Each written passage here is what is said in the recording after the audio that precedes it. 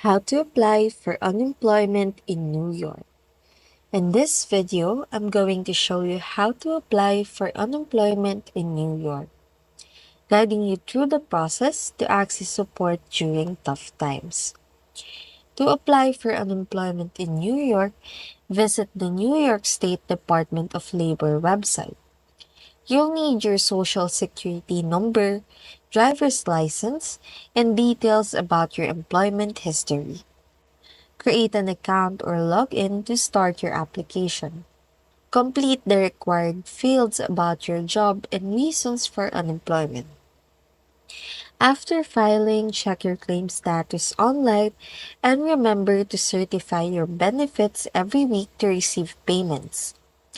By following these steps, you'll be well equipped to apply for unemployment benefits in New York.